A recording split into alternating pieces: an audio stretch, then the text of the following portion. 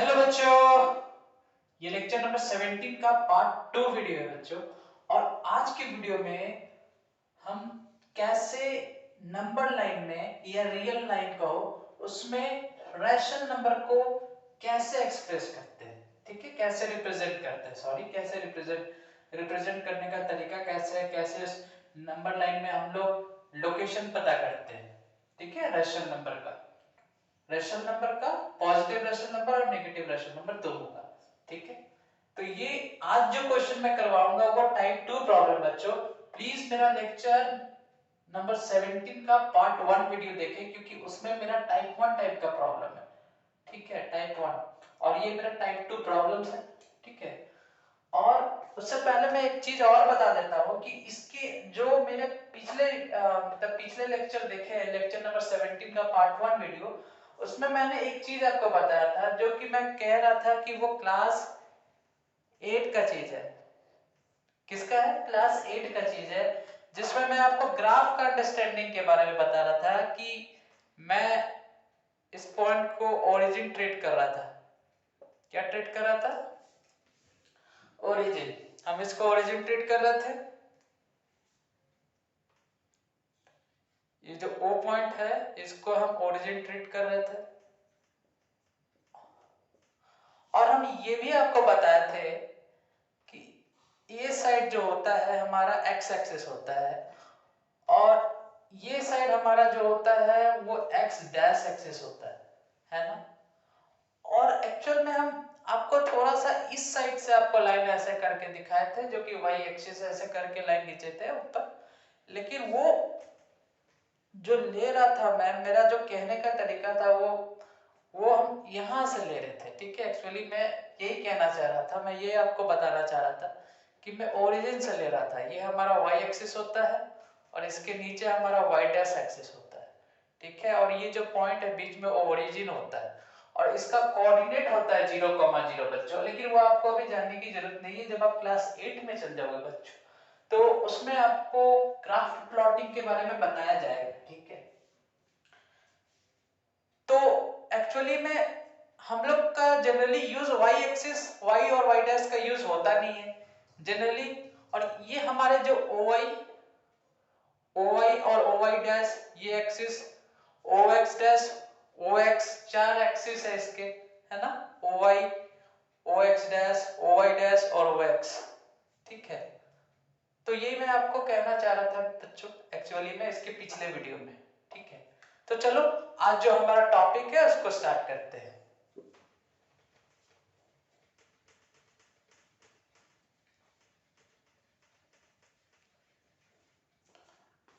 और बच्चों जो OX था यहाँ पे, अच्छा वो क्वेश्चन के माध्यम से मैं आपको जरूर समझाऊंगा, ठीक है। अच्छा, जैसे क्वेश्चन है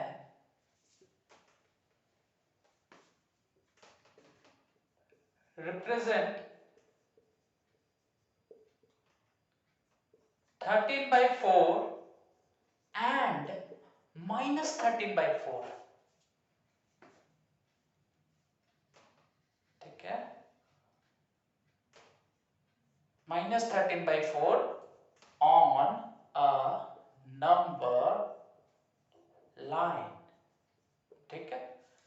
13/4 एंड -13/4 को बच्चों नंबर लाइन में, ठीक है, रिप्रेजेंट करना है, ठीक है। ये हमारा हो गया टाइप 2 का प्रॉब्लम।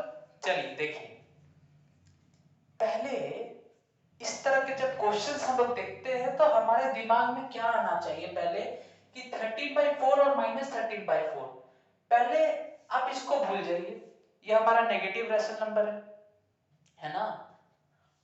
रैशनल नंबर को ही ना हमें लोकेट करना है, नंबर लाइन में रिप्रेजेंट करना है। तो आप क्या करिए कि आप नेगेटिव रैशनल नंबर को भूल जाइए क्योंकि जस्ट उसके अपोजिट सेंस में ले रहे हैं, जस्ट उसके अपोजिट डायरेक्शन में ले रहा हूं इसलिए वो नेगेटिव है। एक्चुअली नेगेटिव देने का बस इतना ही मतलब है, ठीक है। चलो आप नेगेटिव को भूल जाइए, नेगेटिव रैशनल नंबर को भूल जाइए, पहले आप इसको देखिए 13/4, क्या देख रहे 13/4। चलो 13/4 के बारे में कुछ सोचो 13/4 का जरा वैल्यू निकालते हैं, ठीक है। एक्चुअली 13/4 ये जो हमारा रैशनल नंबर है इसका वैल्यू कितना होगा, चलो देखते हैं। जो वैल्यू होगा पक्का हमारा डेसिमल नंबर में होगा, क्योंकि 4 से 13 कटने वाला तो है ही नहीं, है ना। तो देखते हैं 4 का वैल्यू। 13 को अगर 4 से डिवाइड किए बच्चों तो 4 2 जा 12, 3 2 जा 1 और इसके आगे 0 लगता है तो ये 0 यहाँ आ गया, ठीक है। यहाँ डेसिमल पॉइंट दे दिए क्योंकि होल नंबर का कंप्लीट हो गया हमारा डिवीजन। तो बचा 4 1 जा 4, 4 2 जा 8, ठीक है। फिर आगे ये 0 यहाँ आ गया तो 4 5 जा 25, 4 5 जा 20, ठीक। 3.25 बच्चों 13/4 का वैल्यू जो आता है बच्चों 3.25 आता है, ठीक है। 3.25 इसको हम साइड में लिख देते हैं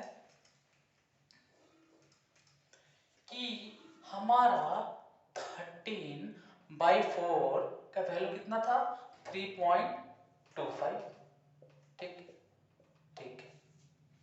चलो अब देखो 13/4 का वैल्यू 3.25 आ रहा है, मतलब कि कहीं ना कहीं 3 और 4 के बीच में कहीं उसका लोकेशन होगा। 13/4 का 3 और 4 के बीच में कहीं ना कहीं लोकेशन होगा। इतना हम लोग अंदाजा लगा पा रहे हैं, कि नहीं लगा पा रहे हैं ना, कि 3 और 4 की कहीं ना कहीं उसके बीच में कहीं लाई करेगा हमारा 13/4, ठीक है। पहले इसके बारे में सोचिए, ठीक है। इसको भूल जाइए, मैं बार बार कह रहा हूं, ठीक है। चलो ठीक है, अब यहाँ पे छोटा सा लिख देता हूं मैं बच्चों 13/4 इक्वल टू 3.25, यहाँ पे लिख देते हैं 13/4 इज इक्वल टू 3.25, ऐसे ही इस पे स्टार मार्क कर देते हैं, ठीक है। ये आपको ऐसे लिखने की जरूरत नहीं है, ठीक है। ये मेरा एक्सप्लेनेशन का पार्ट है बच्चों, ठीक है। तो चलो, तो 3 और 4 के बीच में होगा। चलिए अब नंबर लाइन बनाते हैं। नंबर लाइन को ही हम लोग रियल लाइन कहते हैं, ये हम पार्ट 1 में आपको बता चुके हैं, है ना, बताए। चलो इसको भी क्या करते हैं, रब कर देते हैं, मिटा देते हैं। नंबर लाइन,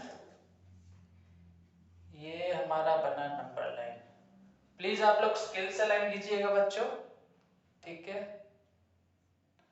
मेरे पास इतनी लंबी स्केल नहीं है बच्चों, ऐसे बनाया जा सकता है छोटे स्केल से, लेकिन बच्चों आप लोग प्लीज स्केल से बनाइए, ठीक है। चलिए, नहीं तो हो सकता है आपके मार्क्स कटेंगे बच्चों, ठीक है। इसलिए आप कटेंगे ही मार्क्स, इसलिए आपको स्केल से ही बनाना है, ठीक है। तो चलो हमारा 0 यहाँ है, और बच्चों मैं एक चीज का बात कर रहा था, यहाँ पे जो हमारा x एक्सिस था, तो OX एक्सिस में बच्चों O और X, OX एक्सिस में बच्चों हमारा पूरे पॉजिटिव नंबर्स जो भी होते हैं हमारे पॉजिटिव नंबर्स आते हैं, और OX डैश एक्सिस में हमारे बच्चों सारे नेगेटिव नंबर्स आते हैं, ठीक है। फिर थोड़ी थोड़ी चीजें आपको अभी बता दे रहा हूँ, ठीक है, कि आपको 8 में जाके ग्राफ के बारे में आपको थोड़ी मोड़ी बेसिक अंडरस्टैंडिंग हो जाए, ठीक है। चलो ठीक है, को रब कर देते हैं, अभी वो सब का जरूरत नहीं है।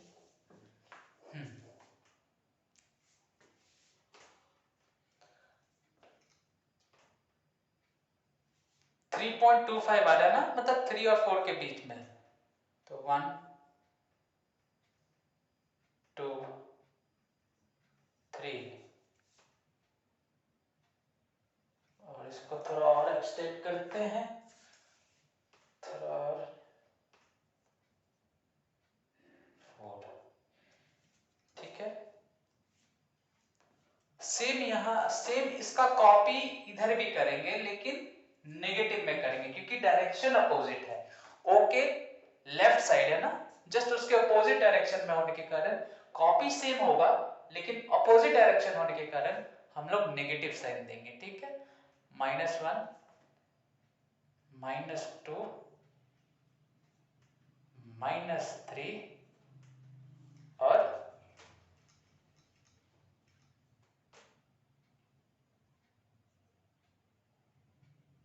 -4। ठीक है,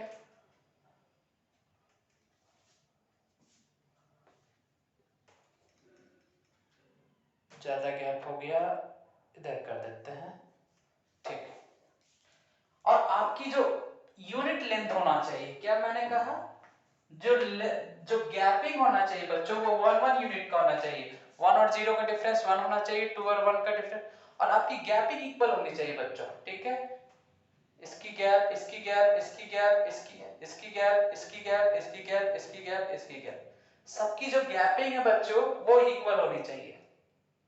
ठीक है, और देखिए आप सबका डिफरेंस देखिए 1 यूनिट लेंथ का है, 1 यूनिट लेंथ का डिफरेंस है।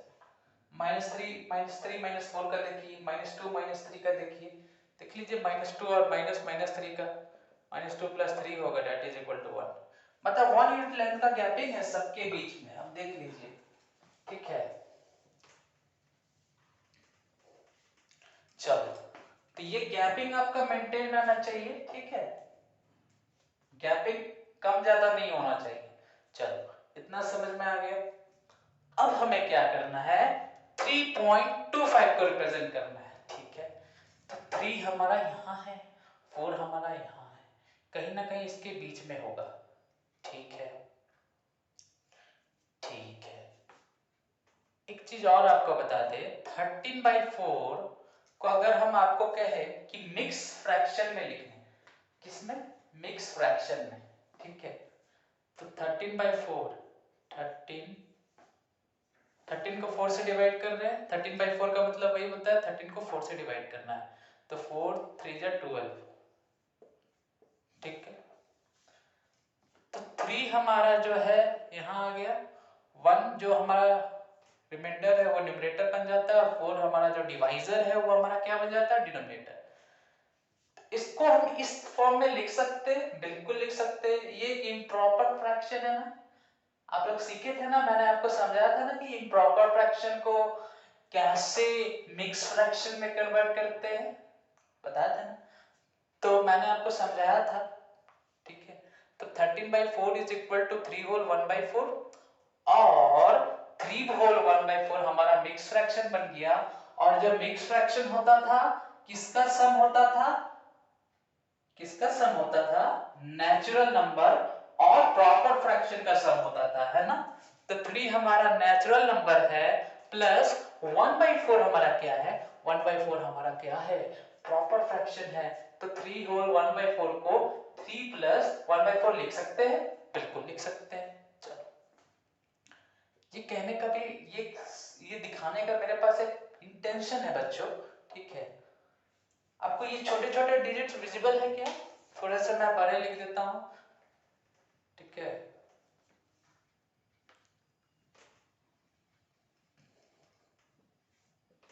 डिजिट को थोड़ा सा बड़ा कर देता हूं, 1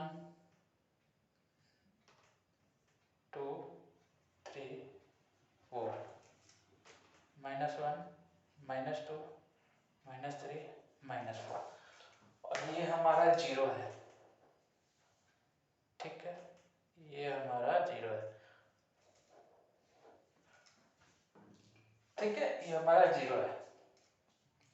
3 + 1/4 मतलब 13/4 का मतलब क्या है, 3 और उससे कितना ज्यादा, 1/4 ज्यादा, तो 3 तक, और 3 से कितना ज्यादा, 1/4 ज्यादा, मतलब कि 0.25 ज्यादा, है ना। तो 1/4 का मतलब डेसिमल में 0.25 होता है बच्चों, तो 3 में 1/4 ज्यादा, या फिर 3 में 0.25 ज्यादा। तो 3 में 1/4 ज्यादा, मतलब कि 3 और 4 के बीच में टोटल कितने पार्ट्स है, एक्चुअली टोटल पार्ट्स हमारे कितने हैं, 4 पार्ट्स है। तो टोटल 4 इक्वल पार्ट्स हम लोग बनाएंगे, 3 और 4 में टोटल इक्वल 4 पार्ट्स बनाएंगे। देखिए इक्वल पार्ट्स कैसे बनाता हूं मैं, एक पार्ट, 1 2 3, 1 2 3 4, 4 पार्ट बन गए, 4 भाग हो गए, 1 भाग 2 भाग 3 भाग 4 भाग, 4 पार्ट्स बन गए। अब क्या करना है, टोटल 4 पार्ट्स है, चारों पार्ट में हमको कौन सा पार्ट को सेलेक्ट करना है, कौन से पार्ट को हमको कंसीडर करना है, कौन से पार्ट को लेना है, पहले पार्ट को, जो हमारा न्यूमरेटर है वो बताता है कि हमें कौन से पार्ट्स लेने हैं, और जो हमारा डिनोमिनेटर है बच्चों वो हम लोग को बताता है कि कितने टोटल नंबर ऑफ पार्ट्स है। ठीक है, टोटल नंबर ऑफ पार्ट्स 4 है और उनमें हमें पहला पार्ट को लेना है। पहला पार्ट कौन सा हो गया बच्चों? ये वाला ना, ये वाला पार्ट हमारा हो गया है ना, ये पहला पार्ट हो गया। तो ये बच्चों जो है ये हमारा हो जाएगा 3 + 1/4। ठीक है, 3 में 1/4 ज्यादा, ये 1/4 पार्ट हुआ, और 3 तो पूरा है, यहां से 0 से लेकर 3 तक तो पूरा है, लेकिन यहां से यहां कितना है? 1/4। समझ में आ रहा है? यहां से यहां कितना है? 1/4। यहां से यहां 1/4 है, और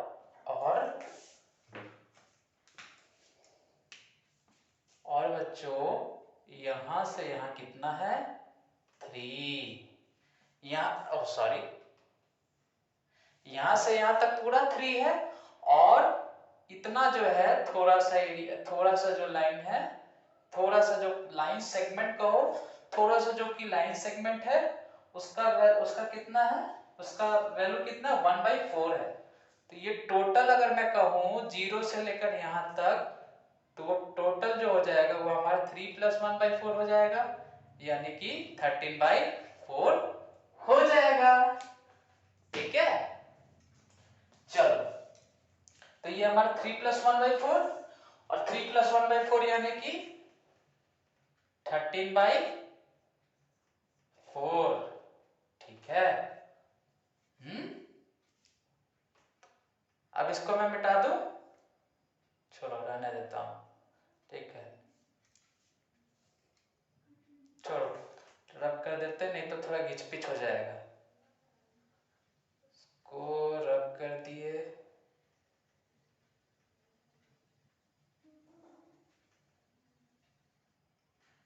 ठीक है। तो ये जो बच्चों हमारा जो पॉइंट होगा वही 13/4 को रिप्रेजेंट करेगा, और इसका नाम दे देते हैं P पॉइंट। ठीक है, अब वैसे ही सिमिलरली इस केस में भी वैसे ही होगा, नेगेटिव प्रेशर नंबर के केस में भी वैसे ही होगा।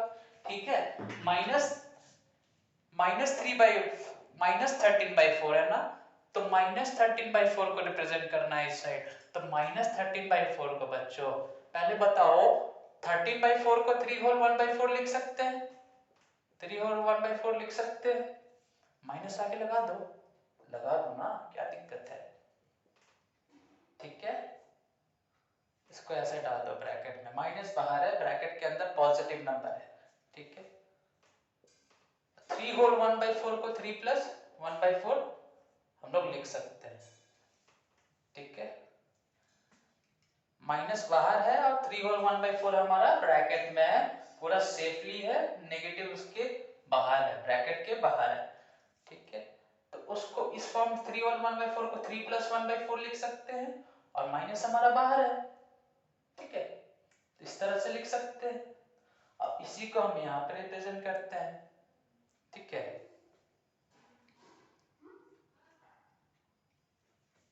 तो जस्ट इसका फोटोकॉपी यहां पे हम लोग कर देंगे। ठीक है, -13/4 का वही करेंगे, पहले ये पूरा हमारा -3 होगा। ठीक है, ये हमारा पूरा एक्चुअली कितना होगा, इसको कहो तो एक्चुअली ये हमारा 3 यूनिट टोटल है। यूनिट तो डिस्टेंस अगर कहे तो ये पूरा हमारा 3 यूनिट है ना, और इसका टोटल कितने पार्ट्स करने हैं? 4 पार्ट। तो 1 part, 2 part, 3 part, 1 part, 2 part, 3 part, 4 part, total 4 part हो गए। उसका हमें कौन सा पार्ट को कंसीडर करना है? पहला वाला पार्ट, पहला वाला पार्ट मतलब ये वाला पार्ट। एक्चुअली यहां से यहां, ये भी जो हमारा डिस्टेंस है बच्चों, ये जो हमारा डिस्टेंस है बच्चों, जो आपको दिख रहा है इतना, ठीक है, वो 1/4 है। ठीक है, ओ लाइट अब क्लियर होगा बच्चों, ठीक है।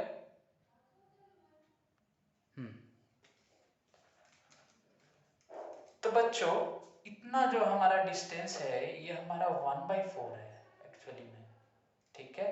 तो इतना 3 यूनिट और इतना 1/4 यूनिट। और अच्छे से लिख देता हूं,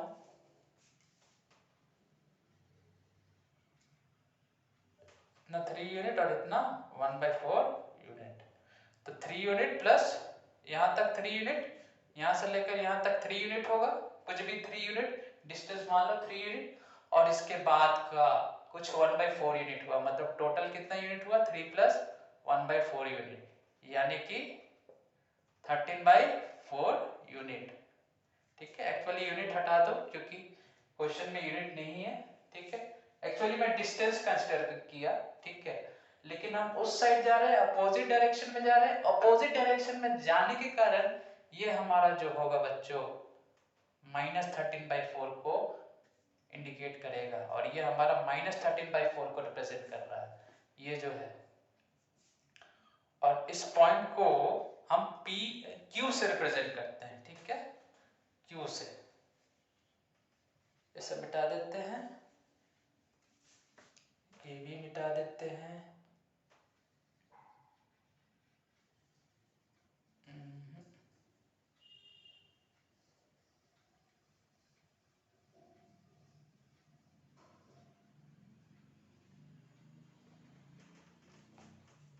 ठीक है। आशा करते हैं कि आपको समझ में आ रहा होगा मेरा वीडियो।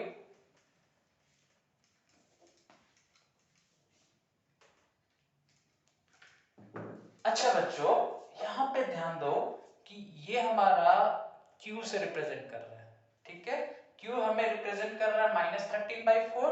और जब बच्चों आप OQ बात करोगे, एक चीज और मैं थोड़ा सा आपको एक्स्ट्रा नॉलेज दे रहा हूँ बच्चों, कि ये जो हमारा OQ कहेंगे, अगर हम OQ का वैल्यू बोलेंगे तो मत लिख देना -13/4, ये गलत हो जाएगा, ये गलत हो जाएगा।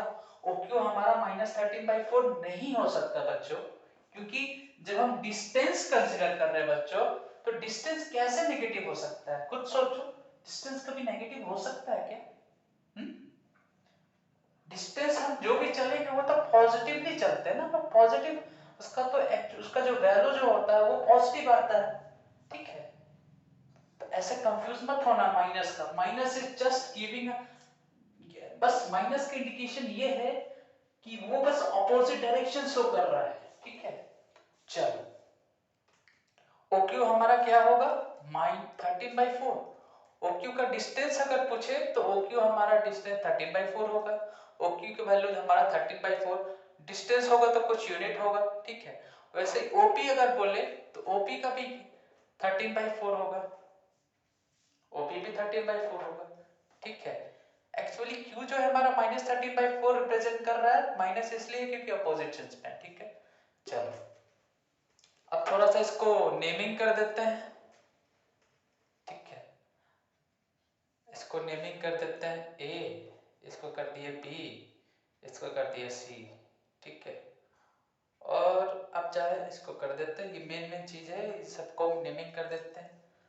और वैसे ही इसको कर दे E F, ठीक है, ये हमारा हो गया G -3, और ये हो गया हमारा F,